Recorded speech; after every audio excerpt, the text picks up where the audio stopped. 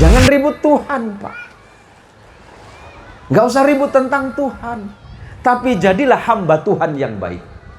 Yang masuk masjid jadilah hamba Allah yang baik. Jadilah muslim yang baik, yang mengikuti ajaran Rasulullah Muhammad sallallahu alaihi wasallam yang kita sebut sebagai haqiqatul Muhammadiyah.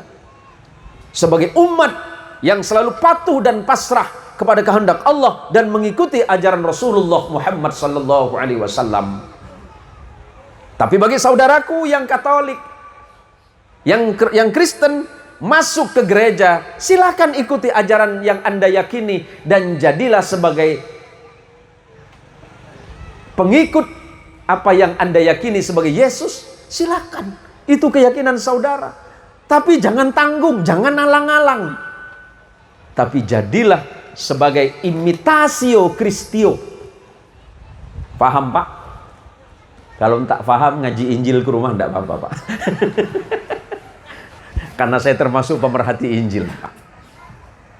Saya banyak kitab-kitab yang berkaitan tentang itu. Salah satu kitab andalan saya itu namanya Muhammadur Rasulullah kama wurida fit Taurati wal Injil. Saya ada kitabnya itu.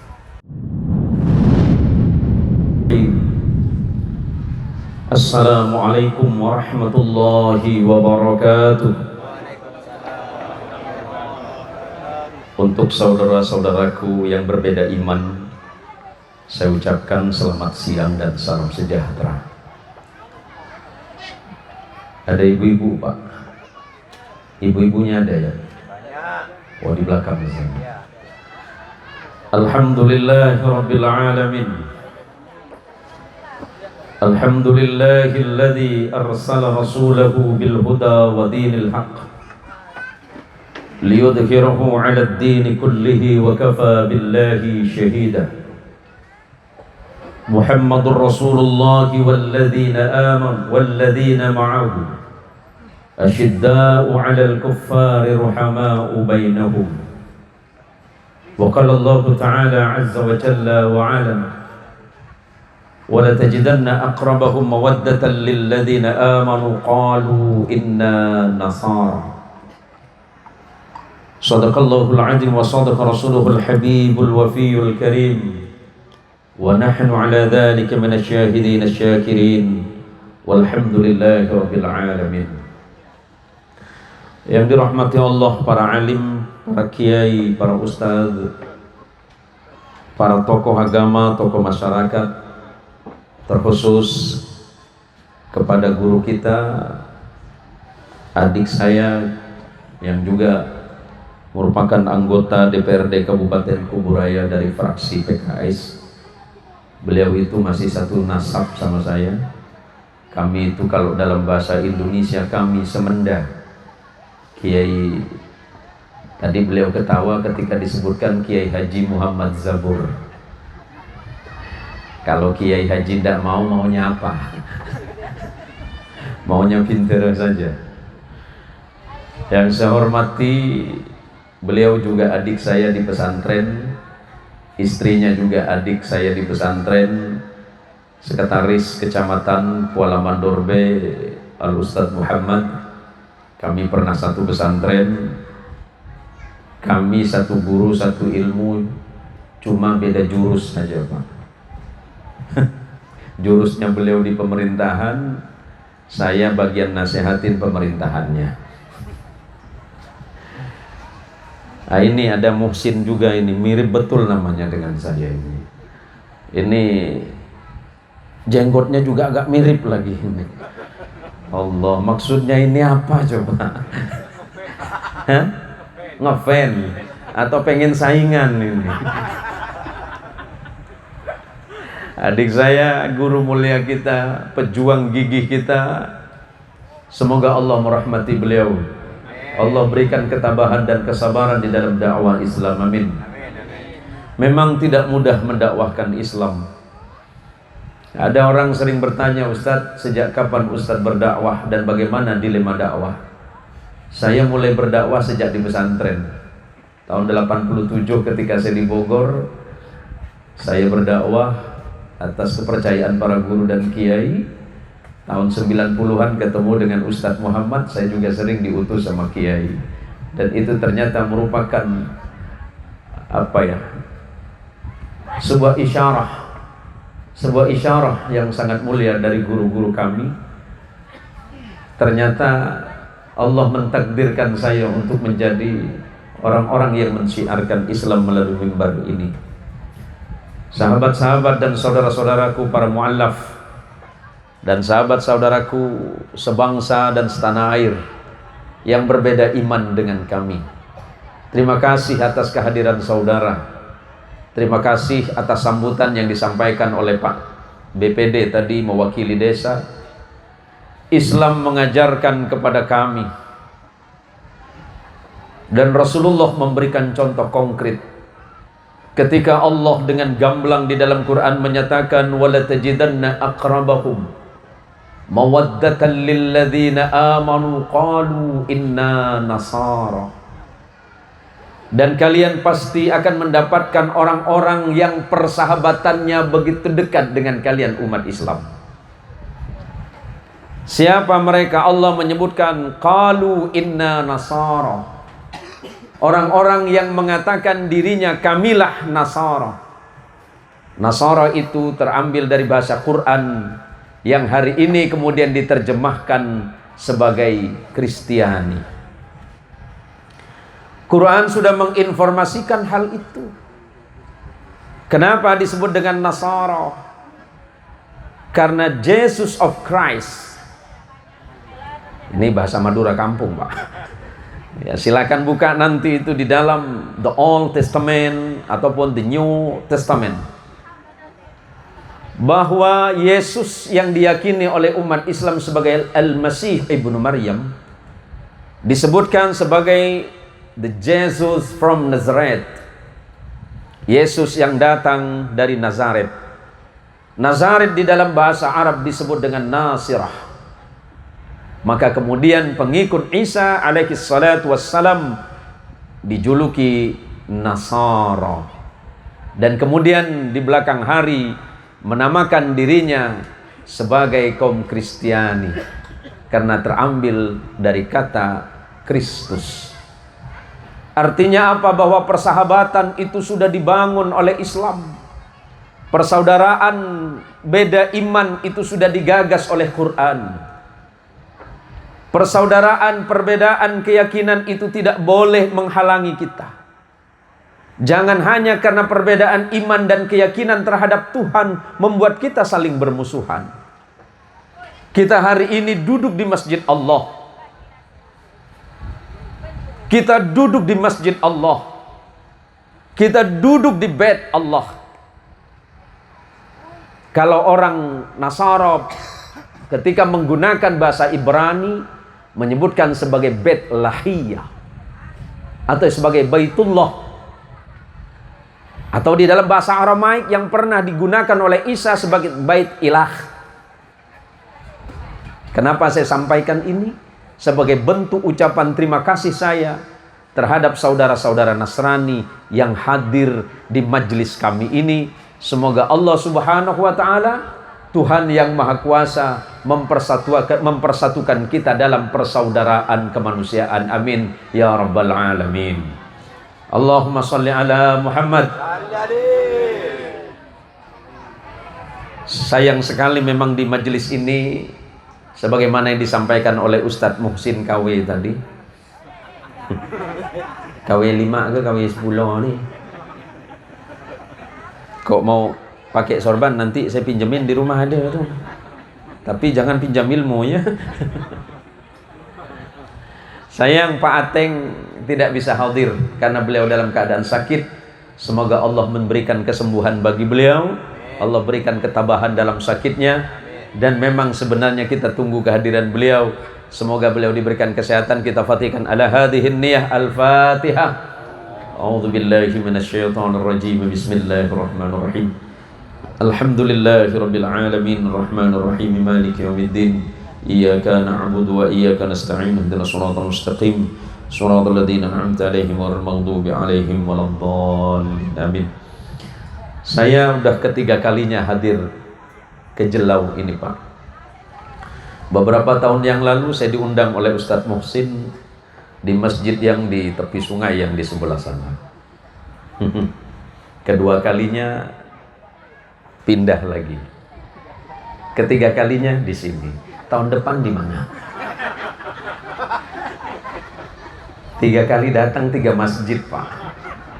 Keren ini. Berarti Ustadz Muhsin ini banyak uangnya kayaknya. Eta ayah babeh, beh. Itu mohon maaf Pak, nanti saya pakai beberapa bahasa. Saya pakai bahasa Madura, pakai bahasa Jawa, pakai bahasa Sunda, pakai bahasa Melayu. Boleh, tak apa ya? Saya ini saya ini berapa bulan terakhir nih ceramah di negara Malaysia, Pak. Ada beberapa bahasa ternyata di sana itu tak boleh dipakai. Padahal kata saya sama bahasa dengan kita. Satu bahasa yang terlarang di sana itu tidak boleh menggunakan kata kebutuhan. Awak cakap, saya cakap macam ni, awak pula ketawa. Tahu kan? Sana tu harus diganti dengan keperluan. Asal saya cakap sana, saudara-saudara kita butuh. Orang Malaysia itu pasti ketawa ketika kita menggunakan kata butuh. Padahal maksud kita itu bukan ke sana. Cuma rupanya di Malaysia kata butuh itu terlarang. Iya, paham kan Pak? Tak usah lanjut lah. Sakit pula nanti saya dibuatkan. Apa kayak bahasa yang tak boleh di sana? Jadi ketika saya ceramah di sana itu Agustus kemarin, kemudian September, bulan ini saya minta istirahat. Dan insya Allah nanti akhir bulan 11 saya ke Malaysia lagi. Apa yang membuat saya senang untuk bertemu dengan para jamaah? Pertemuan hari ini adalah semata-mata karena Allah memanggil kita. Bukan karena Ustadz Muhsin semata sebagai tuan rumah. Tetapi Allah memberikan kelembutan hati di dalam diri kita, kemudian kita mau melangkahkan kaki.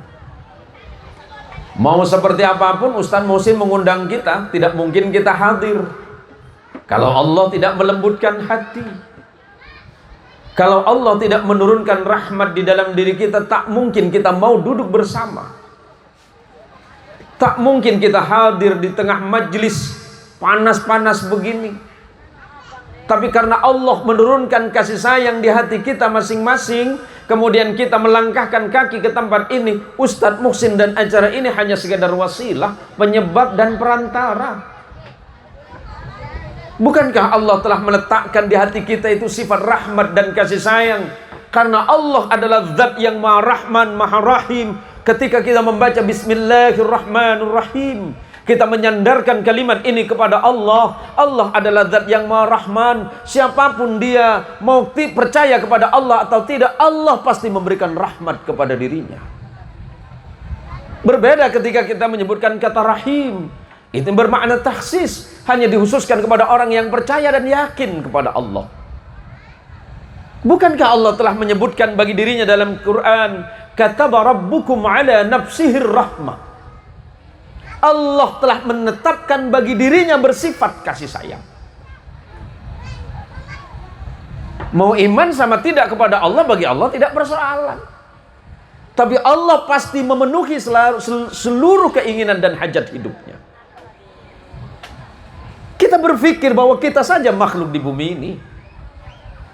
Apakah kita tidak berpikir di bawah Bapak yang sedang duduk ini banyak makhluk Allah? Di situ, di dalam tanah itu ada makhluk Allah yang paling lemah, namanya cacing. Dia nggak pakai tangan, nggak pakai akal, nggak pakai tulang punggung, nggak pakai kaki. Dia hidup. Kenapa? Allah yang menjaminnya. Lihat burung-burung yang terbang ini. Apakah kita berpikir dia nggak punya akal? Allah berikan ilham. Kalau Bapak enak, hidup sehat, badan tegap, pikiran normal, cari rezeki mudah.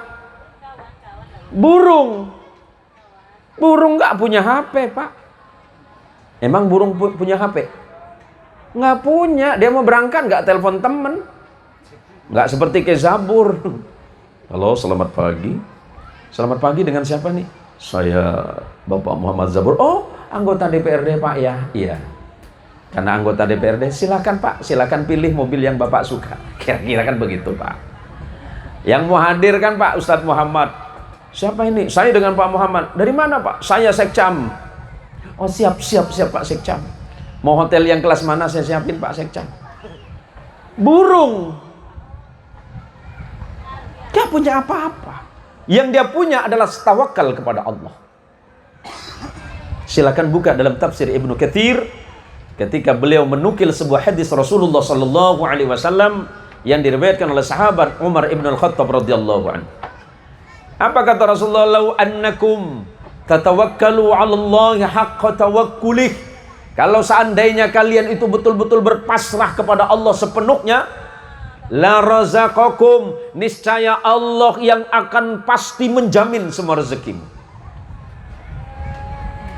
Coba, kalau Bapak bangun tidur yang difikirin apa? Bangun tidur yang difikirin apa Pak? Kerja. Yang difikirin? Kerja. Bu, Ibu.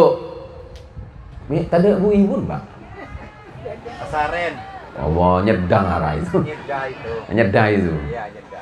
Pola nyeda Bu. Bu, bangun tidur yang difikirin apa? Pici. Uang lagi, duit lagi. Pak, mau tidur yang dipikirin apa? Mau tidur yang dipikir duit, bangun tidur yang dipikir duit. Pusing. Tuh lihat burung. Kata Rasulullah, coba kalian belajar sama burung itu.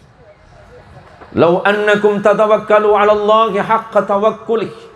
Kalau seandainya kalian belajar tawakal, berserah, berpasrah diri kepada Allah sepenuhnya, la razaqakum kama tarzuqut thair, kama yarzuqut thair, maka niscaya Allah akan menjamin rezeki kalian sebagaimana Allah menjamin rezekinya burung yang sedang terbang itu.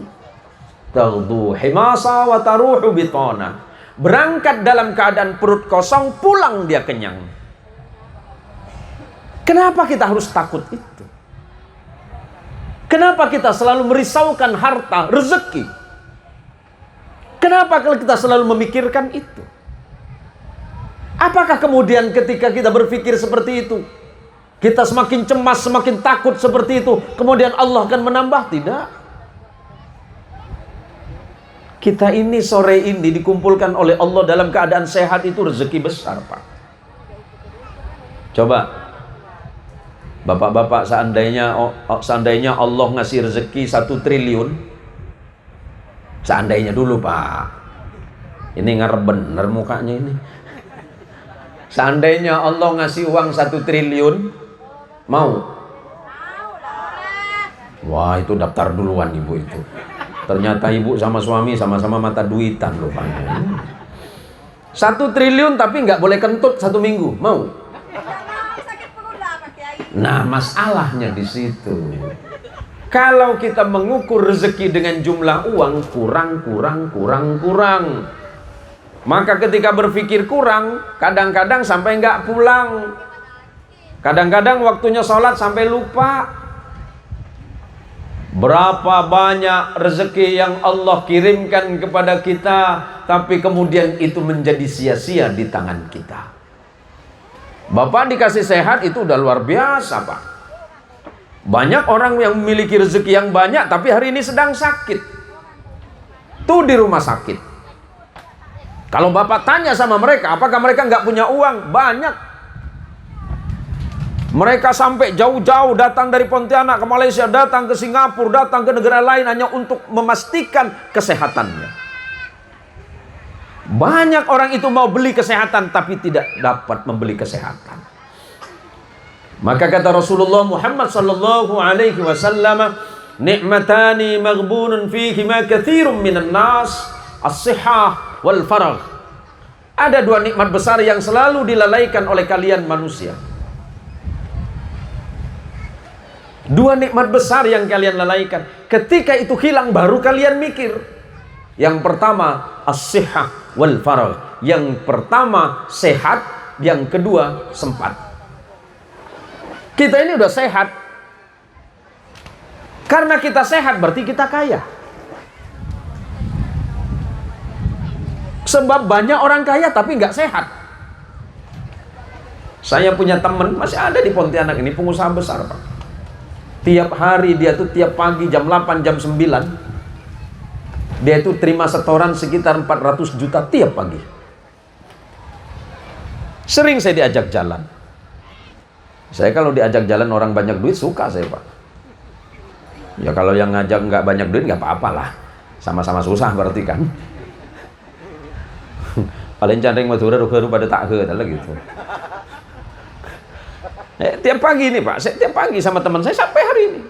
Tiap pagi saya tiap jam 8, jam 9 sering ketemu, tapi berapa minggu ini saya nggak ketemu karena saya sibuk. Tiap pagi kalau ketemu dengan dia itu yang ada di koper itu 400 juta tiap pagi itu. Tapi ternyata dia tuh nggak bisa menikmati itu. Kenapa? Dokter memvonis dia tidak boleh makan yang aneh-aneh. Yang senang siapa? Saya.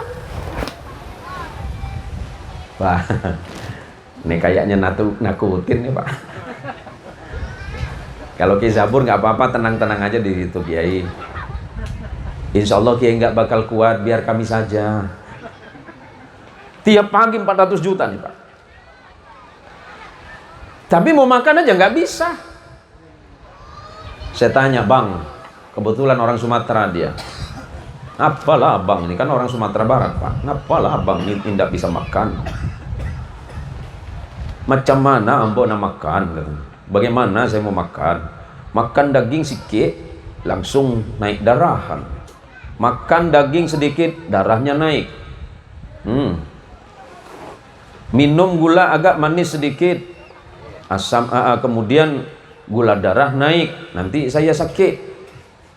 Makan yang agak sedikit pedas, perut sakit. Agak sedikit tawar, tenaga indah aduh. Makan yang macam begini begitu indah boleh ambo. Susah ambo punya hidup. Setiap hari dia kumpulin 400 juta. Sementara satu hari saya belum tentu dapat 40 ribu. Dia banyak duit tapi tak sehat. Saya sangat sehat tapi nggak punya duit. Saya lebih memilih mana ya?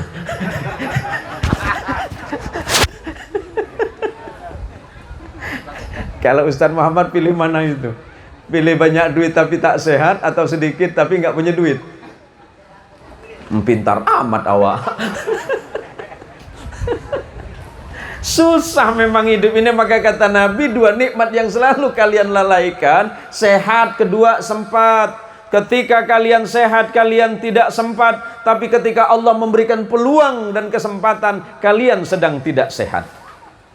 Banyak di antara kita punya kesempatan berbuat baik, datang silaturahim, datang kepada tetangga dalam kebaikan, tapi kita menolak. Tapi ketika kita sakit, ternyata kita minta tolong sama tetangga. Tuh, ingat pesan ambo. Ya. Ingat pesan gula tretan. Nih. Nih kisah non muslim nih. Tretan daya. Rabetin kepada orang baik. Paham Pak? Paham Pak? Bahasa Madura paham sampean? Aunggu tak ngerti. Pak DPD paham enggak Pak DPD? Pak BPD paham ya? Hah? Tokang jalan aku bangunan Pak. Enggak apa-apa Pak. Bahkan Nabi melarang kita nyakitin beliau nih Pak. Man adza dhimmiyan faqad adani wa man adani faqad adallah. Barang siapa yang menyakiti hati non muslim yang tidak mengganggu kalian, lagi pana jemaah aja PPK bi sampean. Taning haram. Ini Pak, saya sampaikan hukum untuk saudara-saudara saya Pak. Barang siapa yang menyakiti hati non muslim yang tidak mengganggu kalian, kata Nabi, berarti dia sedang memusuhiku dan menyakitiku. Itu pesan Nabi Pak. Dan barang siapa yang memusuhi dan menyakiti hatiku, kata Nabi, berarti kalian memusuhi Allah. Yang menciptakan beliau-beliau ini Allah. Kita diciptakan Allah sama sebagai hamba Allah, sebagai makhluk Allah. Walaupun berbeda iman, itu bukan persoalan. Yang penting kita hidup rukun dan damai sebagaimana ajaran Nabi kita Muhammad sallallahu alaihi wasallam. Saya kasih contoh, Pak. Nabi itu pernah menikahi wanita non-muslim yang kemudian diislamkan. Yang pertama namanya Sofiyah binti Huyai bin Akhtab. Sofiyah itu bapaknya Yahudi, pembesar Yahudi di kota Madinah, dinikahi oleh Nabi dan diislamkan. Sampai meninggalnya mertua Nabi yang bernama Huyai bin Akhtab tidak masuk Islam. Yang kedua namanya Maria Al-Qibti. Siapa Maria? Perempuan Mesir yang beramal Kristen Koptik hari ini, namanya Koptik. Karena bahasa Arab disebut Qibti. Sampai meninggal mertua Nabi yang di Mesir itu tidak masuk Islam. Tapi Nabi menghormati. Karena apa? Hubungan kemanusiaan yang harus dijaga secara baik. Maka terima kasih saudara-saudaraku, saudara-saudara Nasrani yang mau menerima saudara-saudara kami Muslim yang ada di kampung Jelau ini. Mudah-mudahan tetap saling menjaga kerukunan di antara kita sebagai saudara kemanusiaan dan saudara di dalam kebangsaan. Allahumma salli ala Sayyidina Muhammad. Allahumma salli ala Sayyidina Muhammad. Allahumma salli ala Sayyidina Muhammad. Ini ceramah saya berapa jam, Pak? Jangan lama-lama, Pak, ya. Ini nampaknya Bapak udah mulai lapar kelihatannya ini. Ini udah ngincer-ngincer, wah ya mana nggak keluar ini. Nganu kula boten lami, Pak. Orang teh apa abdi teh memalami bapaknya yang orang Sunda. Nah, orang Sunda dangukeun aya pan istri aya bapaknya. Mun. Saya pakai bahasa Sunda dulu, Pak, ya. Kasihan babeh. Babeh ada istrina, aya putrana. Putrana ngerti tuh bahasa Sunda? Paham? Iya, positif Sunda ya teh. Dikirain sialeng barusan ya mah. Saya itu punya tetangga namanya Apeng, Pak. Kalau ingat cerita Apeng ini saya ketawa terus, Pak. Apeng ini mualaf. Masuk Islam gara-gara bangkrut. Zaman bangkrut nggak masuk Islam. Saya seneng sekaligus kesel juga, Pak. Peng, dulu lu bagian kaya lu kagak masuk Islam, Peng. Pas bagian kere kayak gini lu masuk Islam, itulah dia katanya kan. Islam kan ngajarin sabar. Ada orang ngajar orang Peng gitu. Nah, jadi macam mana lah, Peng? Itulah. Dulu aku waktu masih kaya, aku tak mau masuk Islam, guru gitu dia. Karena zaman tuh aku masih banyak duit, katanya. Pas bagian aku bangkrut susah mau aku masuk Islam gitu. Jadi ceritanya begini, Pak. Apeng itu pengusaha besar, sukses, bangkrut gara-gara bisnis sama Ameng. Apeng sama Ameng dulu kawan baik, tapi Apeng menjadi bermusuh dengan si Ameng nih gara-gara Ameng dia tipu dia katanya. Dia tanya, "Kenapa kau ini bangkrut, Peng?" Itu gara-gara si Ameng. Apa kan si Ameng? Ameng dia punya tipu aku. Lama-lama aku jadi bangkrut dulu. Maka aku masuk Islam gara-gara Ameng. Oh. Jahil. Jadi ceritanya jamaah laporan. Guru, si Apeng tuh kalau tiap sembahyang tak mau baca amin dia. Hah? Apeng mana? Apeng mualaf. Kenapa enggak amin? Tak tahu, benci sama amin kata dia. Akhirnya suatu subuh pucuk dicinto ulan dan tibo. Indak dicari dia datang. Tidak saya cari, Apeng datang. Kemana aja kamu, Peng? Itu tuh lah gulu aku cari tuan gulu tak ketemu. Gulu nih sibuk celama terus. Orang lain bikin pintal, ngai punya tetangga tak bikin pintal sama gulu kata dia. Oh, cuman lah. Peng gini, Peng sini kau duduk. Aku dengar dari jamaah lain tiap kali sembahyang kau tak baca amin. Cuman lah kata dia. Tak boleh. Kalau tak baca waladdallin, kau baca amin. Itulah, aku bukan tak tahu. Aku bangkrut tuh gara-gara Ameng.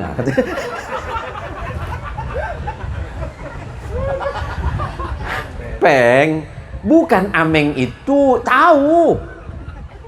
Ya ngapa pula kau tak baca ameng? Kalau aku baca ameng, nanti ditipu aku lagi ah. Gara-gara ameng yang bikin dia bangkrut sampai sholat pun tak mau baca amin, Pak. Masalahnya di mana? Masalahnya ndak ngaji. Nah ini penting bagi kita. Terima kasih Ustadz Muhsin yang sudah mendampingi saudara-saudara kita mu'allaf di sini, kemudian mendidik mereka di dalam hal ilmu agama. Itu. Jadi kan kalau pemimpinnya beragama, alhamdulillah. Pak wakil camatnya beragama, alhamdulillah. Yang DPRD-nya beragama, alhamdulillah. Yang DPD-nya beragama, alhamdulillah. Semua yang didasari dengan agama, insya Allah hidupnya lebih baik.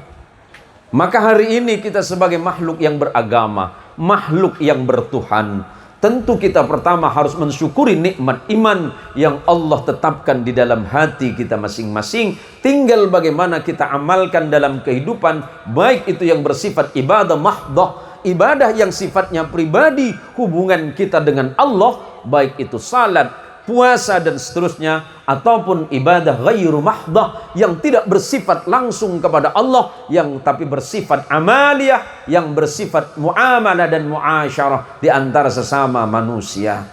Saya bersyukur sering bertemu dengan orang-orang baik. Saya sering bertemu dengan orang salih selama kurang lebih 1 bulan 2 bulan terakhir ini, dan insya Allah nanti sampai akhir bulan 11 bulan November saya baru bisa istirahat, Pak. Capek Ustadz, ya manusianya capek. Tetapi ketika saya mengingat betapa luar biasanya perjuangan Rasulullah Muhammad sallallahu alaihi wasallam mendakwahkan Islam, mengajarkan Islam di tengah masyarakat Arab yang tidak memiliki peradaban. Saya jelasin sedikit, Pak, sejarah peradaban kenabian, hubungannya antara Rasulullah Nabi Muhammad dengan Nabi Allah Isa yang saudara yakini sebagai Yesus. Biar sama-sama dapat, Pak. Neser kali dia tunggu jauh. Ya mon bisa ngibaki plastik lah. Buai dalam mereka kibal lagi. Ya mon dincaya aja kibal lah. Maka saya pada lebur lagi ke buah ruang. Laki paham perayaan ke din kiain. Enten pula kerja. Paham tak, Pak? Mantar tak paham apa? Inilah, Pak, ya. Saya jelasin silsilah kenabian, hubungan Isa alaihissalam dan Rasulullah Muhammad. Nabi Adam itu bapak moyangnya manusia. Tetapi bapak moyangnya manusia yang sesungguhnya, yang menurunkan manusia banyak, itu Nabi Allah Nuh. Ya. Nabi Nuh itu di dalam Injil disebut dengan Noah. Saya jelasin, saya ingetin saja. Kalau Bapak dalam Injil mendengarkan atau membaca nama Noah, itu berarti Nuh. Sementara kalau Bapak baca Henoh di dalam Injil itu Idris. Kalau Bapak baca Abraham berarti dalam Quran itu Ibrahim. Saya jelasin satu-satu. Noah atau Nuh punya 4 anak. Anak yang pertama bernama Kanaan.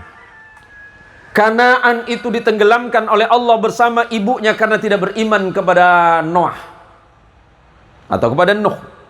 Tinggal 3 anak Nuh yang diselamatkan oleh Allah. Yang pertama itu namanya Syam. Kemudian dikenal dengan Semit, yang melahirkan bangsa-bangsa Arab yang tinggi besar, berhidung mancung, bermata lebar, dan suaranya besar. Itu bangsa Semit, lahir dari keturunan Nuh, yakni Syam. Berada di mana? Mulai dari Jordania sampai batas Yaman dan sekitarnya, ada kurang lebih 17 negara yang keturunan, bahkan 22 negara. Sekarang yang nomor 2 namanya Ham. Silakan buka di dalam kitab Al-Bidayah wan Nihayah yang ditulis oleh Imam Ibnu Katsir Ad-Dimsyaqi. Yafis, anak nomor 3, punya keturunan yang berkulit hitam legam, berbadan tinggi besar, yang kemudian hari ini disebut dengan bangsa Afrika. Itu dari keturunan Ham. Kita ini dari mana, Ustadz? Yang Madura, yang Melayu, yang Sunda, yang Bugis, yang Dayak. Kita satu datuk moyang namanya Yafis, menurunkan anak keturunan bertubuh pendek, bermata sipit, kulit. Ini kan celeng nama nih, Pak? Ini celeng, Pak. Jangan celeng, cocok kiai sambil lagi. Yang berkulit coklat, berhidung pesek. Kita ini, Pak, Dayak, Madura, Bugis, Sunda dan seterusnya, baik bangsa-bangsa Manchu. Di mana orang Manchu? Orang Manchu itu orang Korea dan sekitarnya, orang Jepang, orang Cina yang bertubuh seperti kita itu keturunan dari Ham bin Nuh. Ini bangsa manusianya dulu. Salah satu keturunan yang saya sebut tadi, sekalian belajar sejarah nih, Pak. Ini biasa saya sampaikan di kuliah S2, Pak. Saya gratis untuk sampean ini. Tak usah bayar, Pak. Kan saya kalau pai lagi berkata.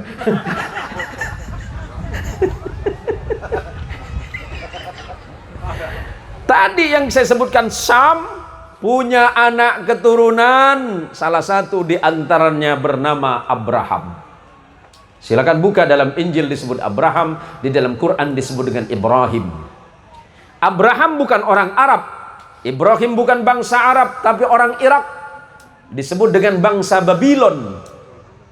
Silakan buka dalam Quran disebut dengan Bibabila, Haruta wa Maruta, ada ayat itu. Ibrahim orang Irak. Monggo, Pak. Ibrahim kemudian menikah dengan perempuan Mesir yang bernama Sarah. Baik. Kemudian menikah lagi dengan perempuan dari Palestina berbangsa Arab yang bernama Hajar. Nah, ini asal mulanya, Pak, Nabi Isa dan Nabi Muhammad sallallahu alaihi wasallam. Dari istri yang bernama Hajar lahir seorang anak laki-laki yang bernama Ismail. Silakan buka dalam Injil disebut dengan Samuel. Dalam Quran disebut dengan Ismail. Ismail punya anak yang bernama Haidar. Haidar punya anak namanya Muqawwam. Putus 30 silsilah, punya anak lagi keturunan yang ke-33 bernama Adnan, yang menjadi cikal bakal Rasulullah yang disebut sebagai bangsa Arab Adnani. Turun sampai ke bawah, saya persingkat saja waktunya ini. Turun sampai ke bawah kepada Abdul Manaf. Abdul Manaf punya anak namanya Hashim. Hashim punya anak Abdul Muttalib. Abdul Muttalib punya anak Abdullah, dan Abdullah punya anak namanya Muhammad sallallahu alaihi wasallam. Berarti Rasulullah keturunan Nabi Allah Ibrahim setidaknya nomor 49. Kalau tidak salah silsilahnya. Sekarang dari ibu yang dari Mesir yang bernama Sarah melahirkan anak bernama Ishak. Ishak punya anak namanya Yakub, dalam Quran Injil menyebutnya sebagai Jacob. Yakub punya anak 12, Yusuf bersaudara, maka kemudian disebut Bani Israel. Kenapa disebut Bani Israel? Berarti anak keturunan Israel. Siapa yang dipanggil Israel oleh Allah? Yakub alaihi salatu wassalam. Kenapa disebut dengan Israel? Terambil dari bahasa Ibrani yang berakar dari kata Ezrael. Ezra artinya kekasih, El itu Allah dalam bahasa Ibrani. Jadi kalau dalam Injil menemukan kata El, itu mengacu kepada Tuhan. Yakub punya anak 12, Yusuf bersaudara. Salah satu anak Yakub itu yang bernama Yahuda. Yahuda ini kemudian dinisbatkan menjadi nama agama Yahudi. Turun silsilah sampai nomor sekian, punya keturunan namanya Saul. Saul punya anak namanya Daud yang menjadi nabi, dalam Injil disebut sebagai the King of David. David atau Daud punya anak namanya Sulaiman. Injil menyebutnya the king of Solomo. Saya turunkan lagi biar singkat. Salah satu keturunan Sulaiman, cicit turun punya anak namanya Hannah. Hannah menikah dengan Imran yang menjadi nama surah Ali Imran. Hannah punya anak Maryam yang Injil menyebutnya sebagai Maria. Maria punya anak namanya Isa bin Maryam atau Isa al-Masih. Berarti Nabi Muhammad sallallahu alaihi wasallam punya keterkaitan nenek, punya keterkaitan kakek, bukan nenek. Kakeknya sama, buyutnya sama, yang bernama Ibrahim alaihi salatu wassalam, cuma beda nenek. Neneknya Isa itu orang Mesir yang bernama Sarah, sementara nenek moyangnya Rasulullah itu Hajar yang berasal dari Palestina. Kemudian Palestina biasa disebut dalam Injil sebagai Filistin, atau biasa dalam Injil disebut sebagai Kanaan. Biar jelas bahwa memang ajaran agama Allah yang kita sebut sebagai agama tauhid akarnya dari Nabi Allah Ibrahim alaihi salatu wassalam. Kita ini sama menyebutkan Tuhan. Kemudian orang dalam bahasa Ibrani, orang Ibrani keturunan Ibrahim biasa menyebut kata El. Sementara kemudian orang Nasrani yang dulu asalnya berbahasa Aramaik di sekitar Suriah dan sekitar Filistin menggunakan bahasa Aramaik, menggunakan kata ilah atau iluhim, yang hari ini saudara menyebutnya sebagai Allah. Umat Islam menyebutnya Allah. Kenapa perlu saya sampaikan? Biar nggak ribut terus. Jangan ribut Tuhan, Pak. Nggak usah ribut tentang Tuhan, tapi jadilah hamba Tuhan yang baik. Yang masuk masjid jadilah hamba Allah yang baik. Jadilah muslim yang baik, yang mengikuti ajaran Rasulullah Muhammad sallallahu alaihi wasallam yang kita sebut sebagai haqiqatul Muhammadiyah. Sebagai umat yang selalu patuh dan pasrah kepada kehendak Allah dan mengikuti ajaran Rasulullah Muhammad sallallahu alaihi wasallam. Tapi bagi saudaraku yang Katolik, yang Kristen, masuk ke gereja, silakan ikuti ajaran yang Anda yakini dan jadilah sebagai pengikut apa yang Anda yakini sebagai Yesus. Silakan, itu keyakinan saudara. Tapi jangan tanggung, jangan alang-alang. Tapi jadilah sebagai imitatio Christio. Paham, Pak? Kalau tak paham, ngaji Injil ke rumah tidak apa-apa, Pak. Karena saya termasuk pemerhati Injil. Saya banyak kitab-kitab yang berkaitan tentang itu. Salah satu kitab andalan saya itu namanya Muhammadur Rasulullah kama wurida fit Taurati wal Injil. Saya ada kitabnya itu. Saya tidak benci saudara, malah saya senang saudara datang ke sini. Biar kita saling bertukar kebaikan di dalam agama Allah, biar kita menjadi hamba Allah yang baik. Nah, jadi besok kalau lewat di masjid, masuk ke masjid, terima kasih atas hadirnya. Saudara yang muslim lewat ke gereja, hormati perbedaan, hargai keyakinan orang. Ya Pak ya? Ya, keyakinan itu urusan masing-masing, sebab Allah sudah mengatakan bab ini lakum dinukum waliyadin. Silakan agama Anda, silakan Anda yakini dan lakukan. Agar kami muslim akan melakukan itu sesuai dengan keyakinan kami dalam kehidupan masyarakat. Mari kita bersama-sama. Siapa tahu besok Pak BPD ya? Karena memang kebetulan, bukan kebetulan Pak BPD, memang masjid ini sangat butuh banyak. Siapa tahu Bapak menyiapkan uang dan mau menyelesaikan masjid, monggo, tidak kami larang Pak. Kami tidak minta, tapi kalau ada boleh Pak. Saling tidak masukkan dalam anggaran pembangunan desa, Pak. Nah, ini kan harus sama-sama diayomi. Jarine wong Jawa mesti diopeni, Pak. Lah, saged bahasa Jawa ta? Bisa sampean, Pak? Mi iyo, Lagi apa dondeng Madura sebelahnya cak jaba bah nyampit kia. Maki kulo podo sepeniko kio. Lah ini karena acara Maulid. Kenapa kita bergembira atas Maulid, Pak? Kenapa kita bergembira atas Maulidur Rasul Muhammad sallallahu alaihi wasallam?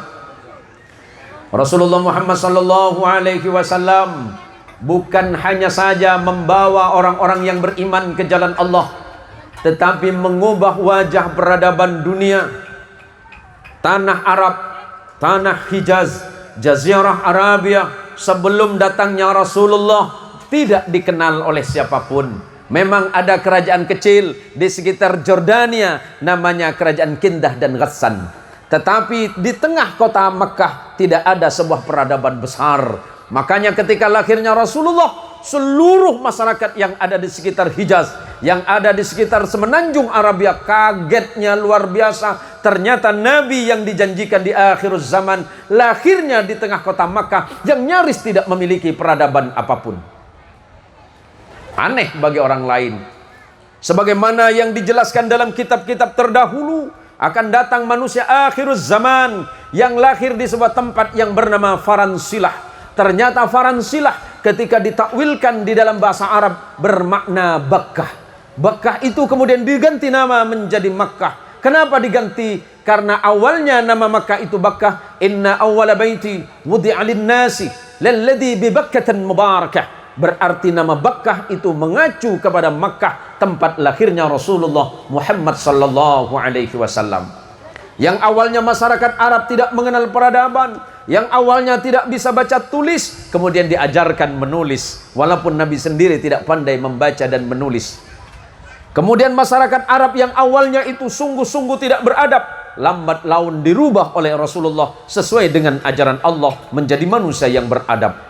Yang awalnya masyarakat Arab tidak memiliki agama, tidak memiliki Tuhan dan keyakinan.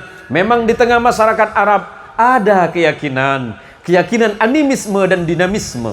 Orang-orang Arab masa itu banyak yang menyembah bintang, banyak yang menyembah bulan, banyak yang menyembah hewan-hewan, banyak yang menyembah berhala. Setelah datangnya Islam, Rasulullah sallallahu alaihi wasallam mengajarkan kepada mereka agama tauhid, agama yang mengesahkan Allah, la ilaha illallah Muhammadur Rasulullah.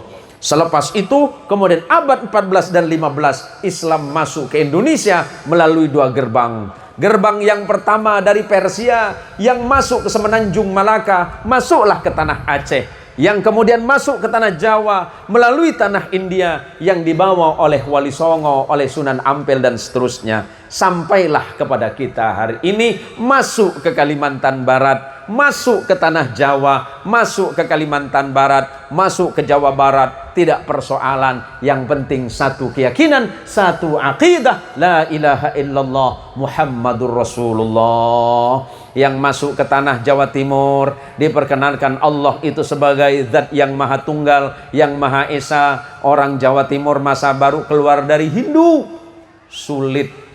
sulitnya di mana? Bagaimana tradisi dan budaya itu kemudian diluruskan dengan ajaran syariat.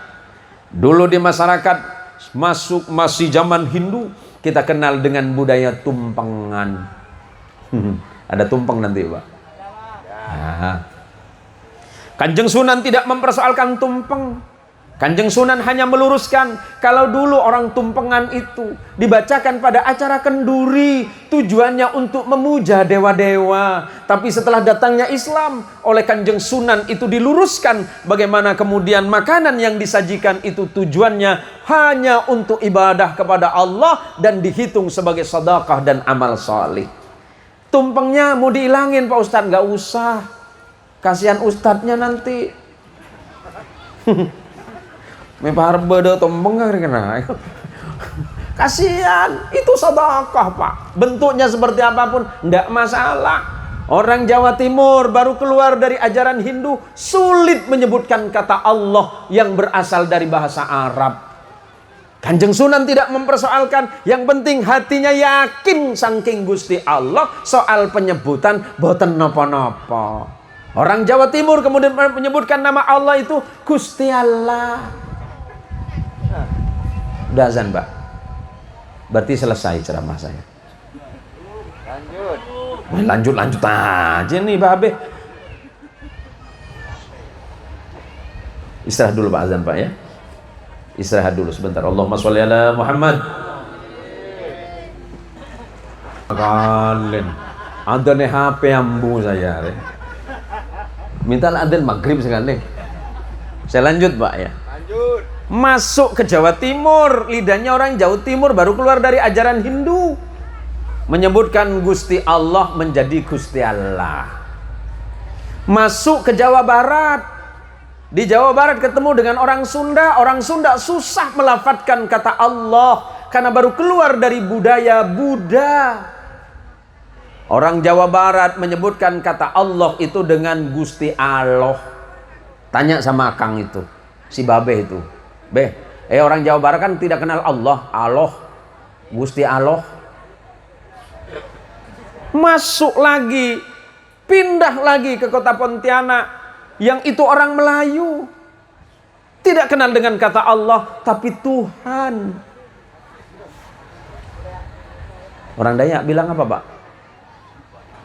Jubata. Mungkin tujuannya adalah Allah. Kita kenapa ribut soal bahasa? Yang penting ikhtiarnya hati, niat dan tujuan hati adalah Gusti Allah. Wong lidah mbah saya nggak bisa dipotel Pak. Wong lidah mbah saya orang Madura kok. Suruh nyebut kata Allah tuh sulit. Gusti Allah Pak Allah. Allah Pak Allah. Tak bisa Pak. Wong mbah saya sama kali Pak Kiai Zabur itu. Allah Gusti Pangeran, Gusti Allah Pangeran. Kenapa kita ribut masalah itu? Wah ini kurang fasih. Kalau mau fasih ganti nama Pak, jadi Arab sampean. Wong saya sampai seperti ini nih Pak, susah. Orang sampean tuh fasih apa? Aku temu orang Arab saya diketawain. Coba orang Arab suruh ngomong Jawa, bisa nggak? Nggak bisa. Wong Madura suruh ngomong Arab ya susah. Kecuali yang ngaji seperti menantu Pak Kiai ini. Ya kalau yang lainnya susah Pak. Ya biarkan saja. Yang penting keyakinannya akan Allah tidak bergeser. Masalah penyebutan nama, bahasa Allah yang maha faham. Gak usah ribut masalah itu Pak. Jadi manfaatnya maulid itu karena Nabi yang Allah sebutkan wa ma arsalnaka illa rahmatan lil alamin, dan aku semata-mata tidak sekedar mengutus engkau wahai Muhammad melainkan menjadi rahmat dan kasih sayang bagi seluruh alam. Allahumma sholli ala Muhammad. Nanti ini kan kita baca fi hubbi ya. Baca fi hubbi karena itu bagian tradisi maulidan yang berkembang di masyarakat Jawa Timuran, Pak. Nah, ini nanti suara macam sekali. Wah ini panitia untung besar ini, Pak. Oh saya suruh baca juga, suruh baca ini. Nih teman-teman, para sahabat dan jamaah sekalian, khususnya jamaah tabligh, terima kasih atas perjuangannya sudah mendakwakan Islam di tengah-tengah masyarakat, keluar masuk kampung itu luar biasa Pak. Itu ada jamaah tabligh, itu khuruj 3 hari mungkin di sini ya. Semoga Allah merahmati Anda semuanya. Allahumma sholli ala Sayyidina Muhammad. Kita sudah berjanji kepada Rasulullah dalam kitab ini Maulid Majmu'ah. Ini ada satu kalimat di Mali Habibun siwa Muhammad khairur rasulin nabiyil mukarram. Bapak pernah jatuh cinta, Pak? Pernah jatuh cinta? Itu Mbah yang di Mbah umur berapa, Mbah? Nggih, jenengan, Mbah. Nggih. Sampean umur berapa? Umur sampean berapa? Umurnya berapa? Nggak percaya. Belum tumbuh gigi kok.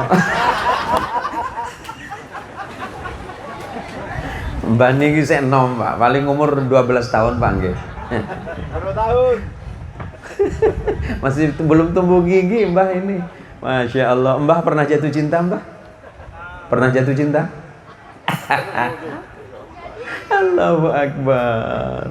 Kalau kita memang betul mencintai Rasulullah Muhammad sallallahu alaihi wasallam, pasti kita berani meniru perilaku dan akhlak orang yang kita cintai.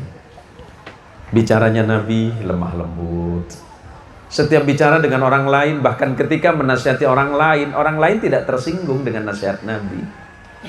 Semakin kita membicarakan Rasulullah sallallahu alaihi wasallam, sama halnya dengan kita menyelami lautan semakin dalam, maka akan semakin banyak mutiara yang kita dapatkan. Kalau kita bicara satu bab saja tentang Rasulullah, nggak akan habis kita bicara tentang itu. Apalagi bicara tentang perjuangan Rasulullah, tidak akan habis waktu. Habis waktu kita untuk membicarakan itu. Apalagi ketika bicara tentang bagaimana Rasulullah bersikap terhadap orang lain. Coba, kalau kita bicara tentang sabarnya Rasulullah, nggak ada makhluk di atas bumi ini yang lebih sabar melebihi sabarnya Rasulullah sallallahu alaihi wasallam. Rasulullah itu datang bukan disambut dengan hadrah. Rasulullah datang itu bukan disambut dengan minuman seperti kita. Rasulullah itu bukan disambut dengan makanan, enggak. Rasulullah itu disambut dengan batu, Pak. Bahkan ketika Rasulullah dilempari dengan batu, ditanya oleh malaikat, "Ya Muhammad, apakah engkau mau jika seandainya orang yang melemparimu aku balas dengan lemparan yang sama?" Bahkan kalau memang engkau mau ya Muhammad, kata Jibril, bahkan Malakul Jibal, malaikat penjaga gunung, berkata kepada Rasulullah, "Ya Muhammad, seandainya engkau mau, gunung ini akan aku lemparkan ke orang itu. Apakah engkau mau ya Muhammad?" Nabi menjawab kepada malaikat, "Jangan ya malaikat." Malah Rasulullah mendoakan, "Allahumma hdi qaumi fa innahum la ya'lamun." Ya Allah, berikanlah hidayah, berikanlah petunjuk kepada kaumku. Mereka memusuhiku karena mereka tidak tahu. Kalau mereka tahu ya malaikat, niscaya mereka beriman dengan ajaran ini. Kalau kita belajar tentang itu, maka insya Allah Ustadz Muhsin akan lebih sabar dan lebih ikhlas di tempat ini. Insya Allah beliau akan lebih kuat. Coba bayangkan Rasulullah ketika berangkat dari Madinah itu. Rasulullah itu berangkat ke Madinah, ke Tabuk. Provinsi Tabuk hari ini dari Makkah, dari Madinah ke Tabuk itu kurang lebih 700 kilo, Pak. Bukan 700 kilo dari sini ke mana itu? Putusibau, Pak. Dari Pontianak ke Putusibau, seperti itu perjalanan. Rasulullah pakai apa? Apakah Rasulullah pakai mobil? Nggak ada mobil masa itu. Rasulullah hanya pakai onta, Pak. Di tengah panas yang luar biasa. Apakah kemudian Rasulullah bersedih? Tidak. Karena Rasulullah mengajak manusia itu ke jalan Allah. Apakah kemudian Rasulullah bersedih hati dan menangis? Tidak. Rasulullah menangis ketika apa? Ketika umatnya itu memusuhi beliau dan tidak beriman kepada ajaran beliau. Bukan ketika dicaci. Kita ini selalu bersedih ketika orang mencaci kita. Untuk apa kita peduli dengan cacian orang selagi yang kita sampaikan adalah tujuannya kebaikan di jalan Allah? Kita dimusuhi orang biasa, Pak. Kalau ditanya dengan Ustaz Zabur ini, ya beliau sukses seperti hari ini. Beliau dulu masuk kampung di sana itu. Tahu saya perjalanan beliau itu. Yang saya tidak tahu gajinya aja, Pak. Kalau perjalanan beliau paham saya. Sama dengan Ustadz Muhammad itu dari zaman kita di pesantren. Luar biasa beliau tuh sabar itu. Mudah-mudahan terus sabar, Pak. Mengayomi masyarakat ini. Sama dengan Ustadz Muhsin. Kelak pasti Anda akan bertemu dengan Rasulullah Muhammad sallallahu alaihi wasallam. Karena tujuan kita adalah arju syafa'ata min Muhammad law kuntu artakibul muharram. Kita ini hanya mengharapkan syafaat Rasulullah sallallahu alaihi wasallam jika pada satu masa kita berbuat maksiat kepada Allah. Lau kuntu artakibul muharram, jika seandainya aku ini berbuat maksiat, berperilaku yang tidak baik, jika seandainya aku melanggar perintah Allah, tujuan kita cuma satu, memohon syafaat kepada Rasulullah sallallahu alaihi wasallam. Sementara syafaatul uzma, syafaat terindah, syafaat terbaik dari Rasulullah sallallahu alaihi wasallam adalah syafaat yang paling kita tunggu nanti di yaumil qiyamah. Sebab kata Rasulullah sallallahu alaihi wasallam, aku ini adalah orang yang memberikan syafaat dan yang paling ditunggu syafaatnya di yaumil qiyamah. Maka insya Allah melalui majlis yang mulia ini Semakin banyak kita mencintai Rasulullah, semakin banyak kita mengikuti ajaran Rasulullah. Semakin kita banyak ikut ajaran Rasulullah, maka semakin lebih baik dan lebih lembut akhlak kita terhadap manusia-manusia yang lain. Para bapak, para ibu sekalian yang dirahmati Allah, sebagai bagian akhir, karena ini udah 1 jam, udah 1 jam. Takut bapak-bapak masih banyak keperluan di luar sana, atau memang hari ini hari libur, Pak? Hari libur ya? Baik, kalau begitu mungkin saya tidak bisa berlama-lama, cuma saya mau cerita sedikit, Pak. Beberapa hari yang lalu, ketika saya mengantarkan istri saya ke sebuah tempat, saya menunggu istri saya sekitar 3 jam. Tiba-tiba di belakang saya di pinggir jalan itu ada orang yang sedang menjajakan makanan. Dia menjajakan roti. Saya tidak tahu kalau yang menjajakan roti ini ternyata tidak bisa melihat. Ternyata dia dalam keadaan buta. Kemudian saya menoleh ke belakang. Saya bukan karena kasihan kepada dia, tapi saya melihat orang ini sebagai hal yang luar biasa. Dalam keadaan mata yang tidak bisa melihat sejak lahir, ternyata dia tidak berpangku tangan. Dia dengan rela dan ikhlas hati berjualan. Ketika saya membeli sepotong roti dari tangannya, saya pengen mendengar cerita dari orang ini. Saya tanya, Pak, sudah berapa lama Anda jualan? Saya jualan kurang lebih 15 tahun. Keliling, Pak, tidak di tempat ini juga.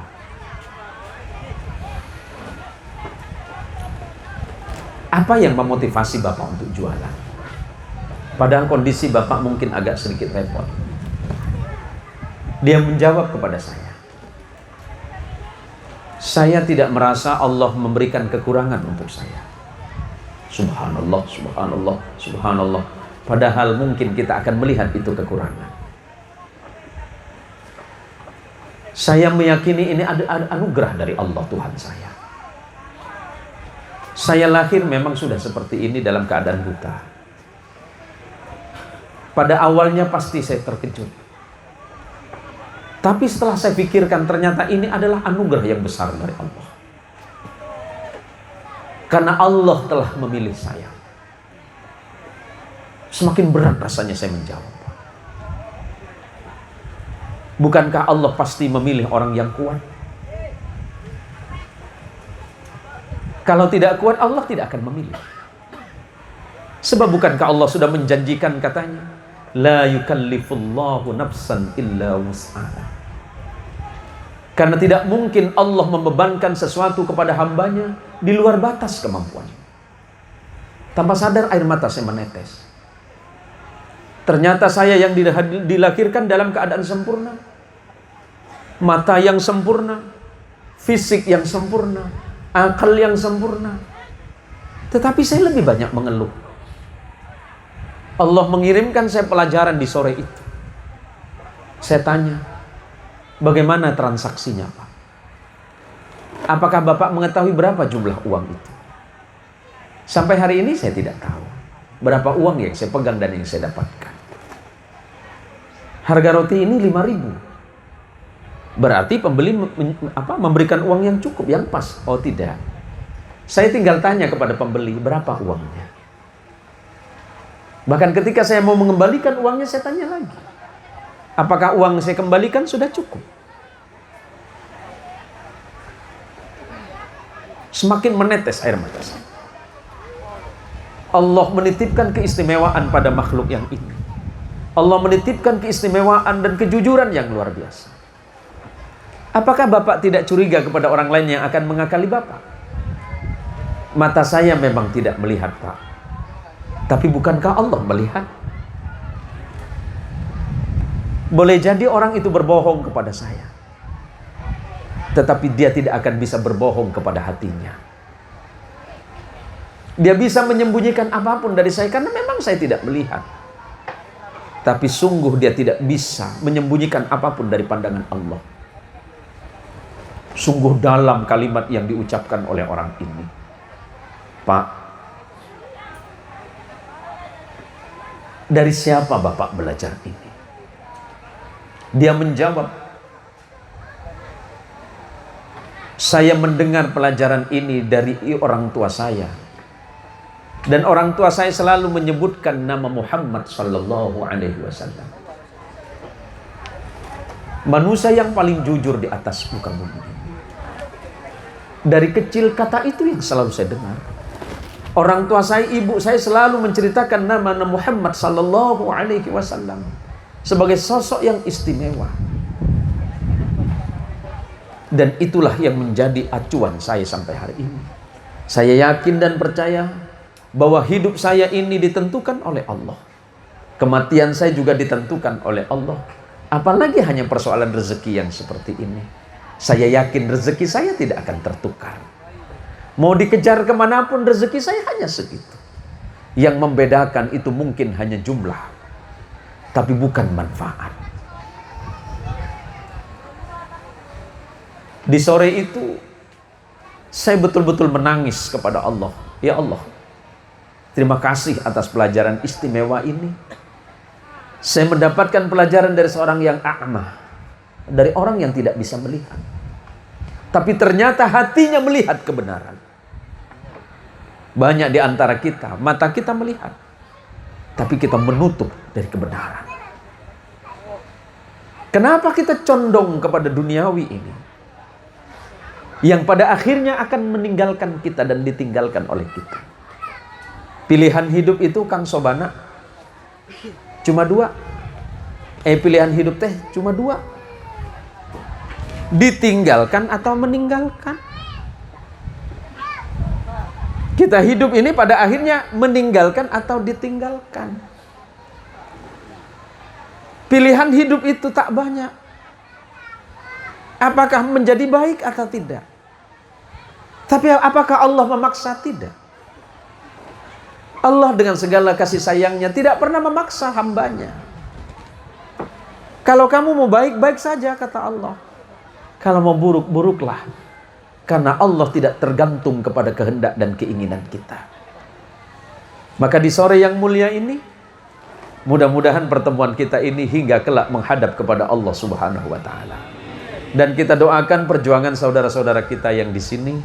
Mudah-mudahan masjidnya cepat selesai. Terima kasih atas bantuan-bantuannya. Dan yang sudah menyumbang, saya kemarin dengar dari salah satu organisasi, kalau tidak salah dari Munzalan ya, sampaikan salam hormat kami. Saya pribadi sebagai muslim, saya hanya mengingatkan pesan Nabi kepada Sayyidina Utsman ibn Affan radhiyallahu an, "Man bana masjidan fid dunya, banallahu lahu baitan fil jannah." Barang siapa yang membangun masjid di dunia ini karena Allah. Ada jalur periwayatan yang berbeda, membana masjidan fid dunya yabtaghi wajhullah, dan seterusnya. Barang siapa yang membangun masjid di atas muka bumi ini karena Allah, maka Allah membangunkan istana baginya di surga.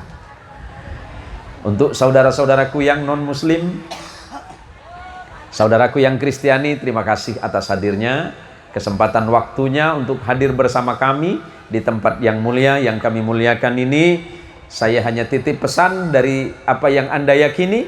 Kalau tidak salah dalam pasasi Injil menyebutkan kata Yesus yang indah. Katanya Isa bin Maryam mengatakan seperti ini, cintai di bumi, cintailah makhluk yang di bumi, maka yang di surga akan mencintaimu. Untuk saudaraku yang muslim, pesan sederhana dari Rasulullah, irhamu man fil ardi yarhamukum man fis samai. Kasihanilah yang di bumi ini kata Rasulullah, maka Allah yang ada di arsy-Nya pasti akan menyayangi kalian. Allah tidak akan mengurangi rezeki Kang Sobana.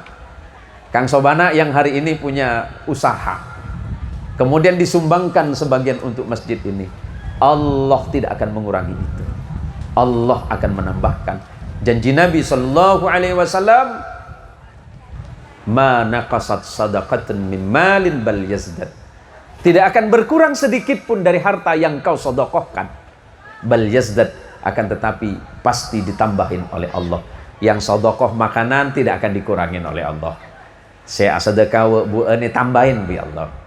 Saya sedekah PC tambahin bi Allah. Saya sedekah obang ngerti obang Pak? Obang, orang matuwur pasti ngerti obeng, Pak. Obeng itu uang, Pak. Kan beda dikit, obeng uang, uang obeng.